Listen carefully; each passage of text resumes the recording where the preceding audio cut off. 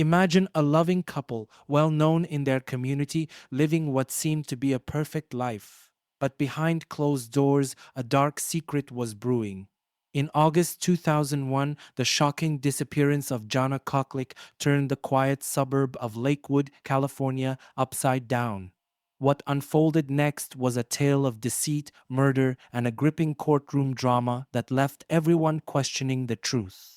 Bruce and Jana Koklich appeared to have it all: a successful real estate business, a beautiful home, and a seemingly happy marriage. But on August 20th, 2001, Bruce reported Jana missing. He claimed she had returned home late from an Eric Clapton concert on August 17th and was supposed to have a personal training session the next morning. When she failed to show up for the appointment and didn't return calls from family and friends, Bruce filed a missing persons report. The community quickly rallied together to search for Jana. Flyers with her picture were plastered all over town, and search parties combed through nearby areas. Bruce appeared distraught, often seen handing out flyers and pleading for Jana's safe return. He participated in several media interviews, tearfully begging for any information that could lead to finding his wife. Despite his public display of concern, inconsistencies in his story began to surface. The investigation took a significant turn when Jana's white Nissan Pathfinder was found abandoned in a garage in Signal Hill, a neighborhood not far from their home. The vehicle's backseat was soaked with blood, and her belongings were scattered inside. Teenagers who discovered the SUV had taken it for a joyride and eventually reported their findings to the police. This grim discovery shifted the focus from a missing person case to a homicide investigation.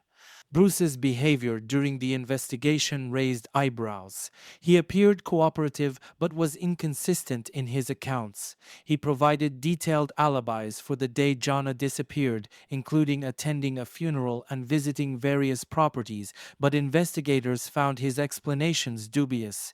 The mounting evidence and Bruce's erratic behavior led authorities to scrutinize him more closely.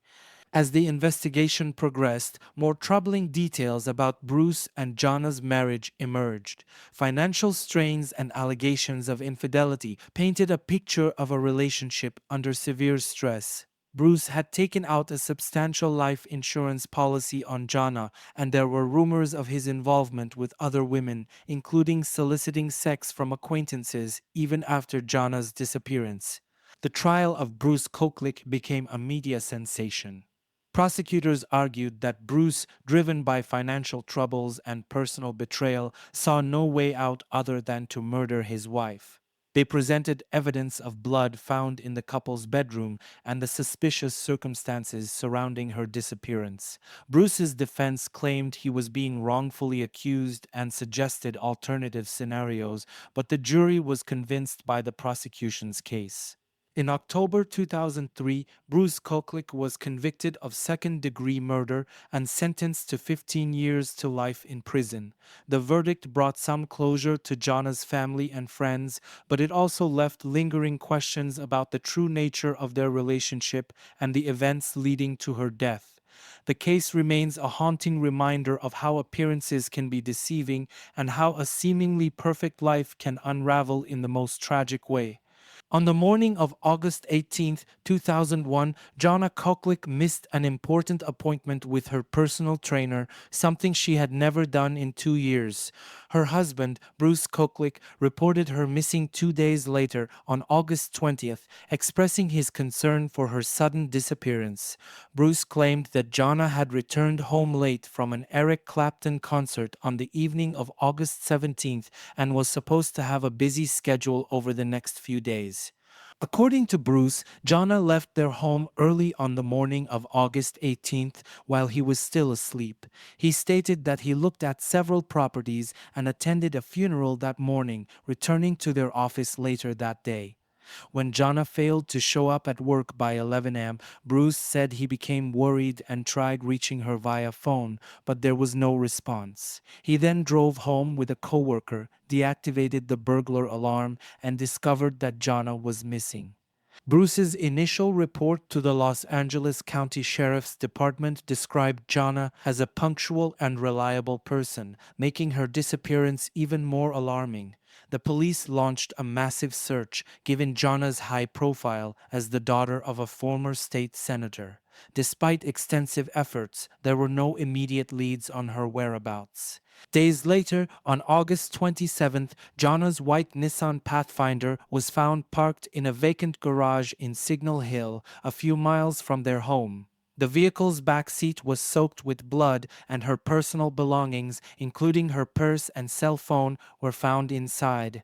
Teenagers who had found the unlocked SUV initially took it for a joyride and later came forward, revealing that they had found the car abandoned with a gun inside, which they subsequently sold. Bruce's behavior during this time was scrutinized closely. He was publicly cooperative, participating in search efforts and giving interviews, but his demeanor raised suspicions. Friends and family noted inconsistencies in his story and his seemingly detached attitude towards Jana's disappearance. Investigators found it odd that Bruce didn't appear to grieve and instead seemed more focused on maintaining his routine. As the investigation progressed, more troubling details emerged about Bruce and Jana's relationship. Financial difficulties had strained their marriage, and there were allegations of Bruce's infidelity. Jana's parents and friends revealed that she had been contemplating a divorce, which would have had significant financial implications for Bruce. This potential motive, coupled with the life insurance policy Bruce had taken out on Jana, painted a darker picture of the situation. The police found additional evidence in the Koklich home, including a small amount of Jana's blood in the bedroom and missing bed linens, which suggested a violent altercation had taken place. Despite Bruce's claims of innocence, the circumstantial evidence against him began to mount. The investigators built a case around his suspicious behavior, the financial motive, and the blood evidence found both in the house and the car. On January 31st, 2002, Bruce Koklich was arrested and charged with Jana's murder. The prosecution argued that Bruce, facing financial ruin and a potential divorce, had killed Jana and disposed of her body, though it was never found. The defense maintained that there was no direct evidence linking Bruce to Jana's disappearance and that the case was built on circumstantial evidence and speculation. The case captivated the public, with the media closely following every development. Bruce's trial began in February 2003, and despite his claims of innocence, he was convicted of second-degree murder in October 2003. He was sentenced to 15 years to life in prison. The conviction brought some closure to Jana's family, though her body was never recovered, leaving lingering questions about her final moments and the true extent of Bruce's guilt. Days turned into weeks as the search for Jana Koklich continued. Despite the massive effort from the police and community, there was no sign of her. The breakthrough came on August 27, 2001, when Jana's white Nissan Pathfinder was found parked in a vacant garage in Signal Hill, a predominantly African American neighborhood a few miles from her home in Lakewood. The discovery of the vehicle was both a relief and a nightmare. The back seat of the SUV was soaked with blood, and Jana's personal belongings, including her purse and cell phone, were found inside. The teenagers who had discovered the vehicle initially took it for a joyride, unaware of the sinister implications. They eventually came forward and provided crucial details to the police. They found the car unlocked, with the windows rolled down, and a gun inside, which they sold. This evidence indicated that something terrible had happened to Jana, but her body was still missing. The investigators intensified their efforts, focusing on forensic evidence found in the vehicle. The bloodstains were tested and confirmed to be Jana's, which turned the missing person case into a homicide investigation. The condition of the vehicle suggested a violent confrontation had occurred, and the amount of blood indicated that Jana had likely been seriously injured or killed. The media coverage of the case intensified as these details emerged. Bruce Koklich's behavior during this period continued to raise suspicions. He maintained a cooperative front, participating in interviews and pleading for information about his wife's whereabouts. However, his private demeanor was increasingly scrutinized. Friends and colleagues noted his lack of visible grief and his mechanical adherence to his daily routines.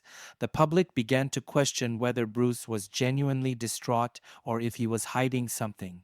During the investigation, more troubling aspects of Bruce and Jana's relationship came to light. Financial records revealed that the couple was facing significant financial difficulties. Bruce had taken out a substantial life insurance policy on Jana shortly before her disappearance, which prosecutors would later argue was a motive for murder. Friends and family reported that Jana had been contemplating divorce, which would have had severe financial consequences for Bruce. These revelations painted a picture of a man under immense pressure, possibly desperate enough to resort to violence. As the forensic evidence mounted, police also found blood traces in the Koklich home, specifically in the bedroom and on missing bed linens. These findings suggested that Jana had been attacked at home before her body was moved. Despite Bruce's denials, the circumstantial evidence against him grew stronger. His alibi for the day Jana disappeared was shaky at best, and his explanation for the blood evidence did not hold up under scrutiny. The authorities faced the challenge of building a murder case without a body. Despite the lack of a physical body, the combination of blood evidence, financial motive, and Bruce's suspicious behavior formed a compelling narrative. On January 31st, 2002, Bruce Koklich was arrested and charged with Jana's murder. Bruce's arrest marked a turning point in the investigation. The case, already a media sensation, captured even more public attention. The community was divided, with some believing Bruce was innocent and others convinced of his guilt. The upcoming trial promised to be a dramatic and highly publicized event, as prosecutors prepared to present their case based on circumstantial evidence and the motive of financial gain. The discovery of Jana's blood-soaked SUV was a crucial piece of evidence that shifted the investigation's direction. While her body was never found, the forensic evidence and Bruce's suspicious actions painted a damning picture. The stage was set for a courtroom battle that would seek to unravel the truth behind Jana's disappearance and hold her killer accountable. The investigation into Jana Koklich's disappearance and presumed murder was a complex and thorough process. Key evidence gathered during the investigation played a crucial role in building the case against Bruce Koklich. The most significant piece of evidence was the blood found in the backseat of Jana's abandoned Nissan Pathfinder. Forensic analysis confirmed it was Jana's blood, and the amount suggested a violent struggle. Additional blood evidence was found in the Koklich home, particularly in the bedroom. This discovery indicated that Jana had been attacked at home and her body was moved afterward. Missing bed linens from the bedroom further supported this theory, suggesting an attempt to clean up the crime scene. Witness testimonies also played a vital role in the investigation. Friends and family members described the Koklich's marriage as troubled, with frequent arguments and financial difficulties. Some witnesses reported that Jana had been contemplating a divorce, which would have severely impacted Bruce financially. The prosecution used these testimonies to establish a motive, arguing that Bruce faced significant financial loss if Jana left him. The trial began in February 2003, and it quickly became a media sensation.